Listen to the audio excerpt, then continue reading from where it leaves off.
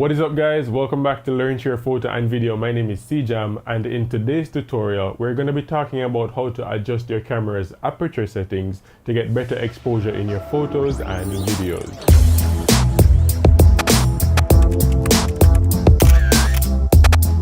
So before we get started guys, I just want to let you know that on this channel we discuss photography and videography tips. So take a minute to subscribe to the channel, that way you don't miss any future videos. Now this is part 2 of our exposure triangle series, and as we discussed in part 1, your camera's exposure is made up of ISO, aperture and shutter speed, and in today's video we're going to be focusing on aperture. Okay, here's a quick tip. The fastest way to understand how your camera works and to accelerate your learning process is to manually input your settings into your camera when you're taking photos or recording videos. So right now you may be asking yourself, what is aperture? And your aperture is simply the measure of light that is entering your camera through the lens, and this incoming light is measured in stops or f-stops. Something that you should take note of is that whatever lens you're using on your camera will have the information of the f-stop or the f-stop range that that lens is capable of, because lenses come in two types: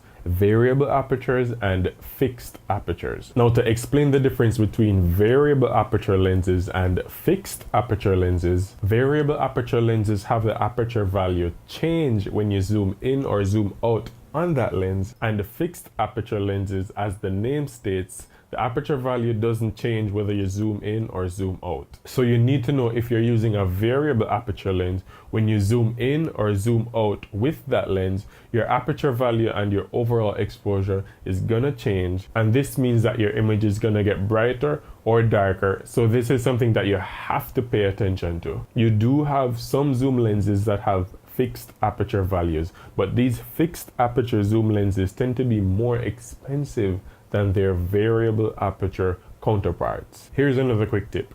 Even though your exposure is gonna change when you're using a variable aperture lens, you can compensate for the change in your exposure with the other two factors of the exposure triangle, which are your ISO and your shutter speed. Now, just like your ISO, you can use your aperture to increase the overall brightness of your image, or you can use it to cut back on the overall exposure if you're shooting in really bright conditions. So when considering your shooting conditions, you want to use a lower f number or a wider aperture. This will let more light into your camera, which will increase the overall brightness of your image. And on the flip side, when you use a higher f number or a smaller aperture, this decreases your exposure and cuts back on the amount of light that is coming into the camera. And your aperture works the same way whether you're taking photos or recording videos. So now let's look at how to actually input your aperture settings and see how it affects your overall exposure. So guys, you want to make sure that your camera is set to manual, and I'm doing that with my camera by just turning the dial to the M.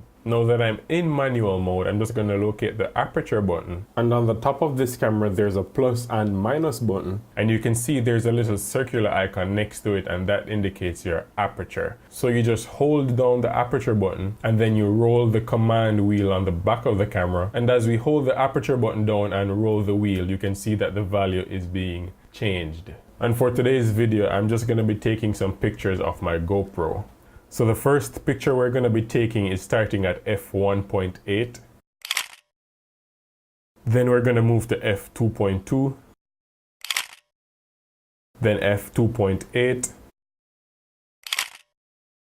Then f3.5.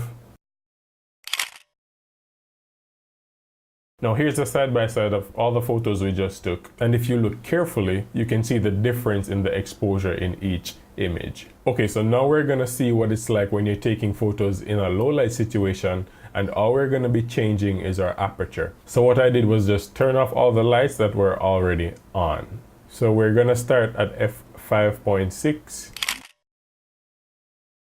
f4.5, f3.5, f2.8,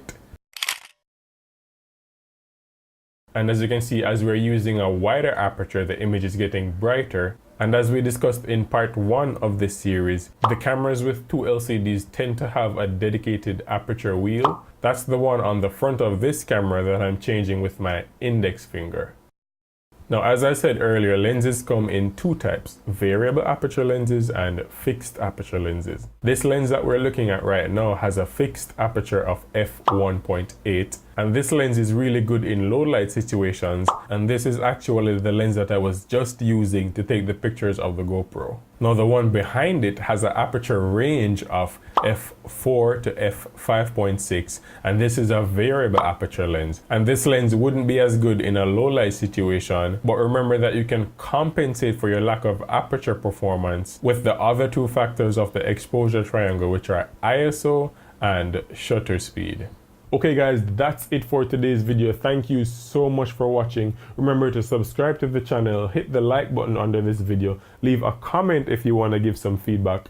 Once again, my name is Cjam, and I will see you guys in the next video.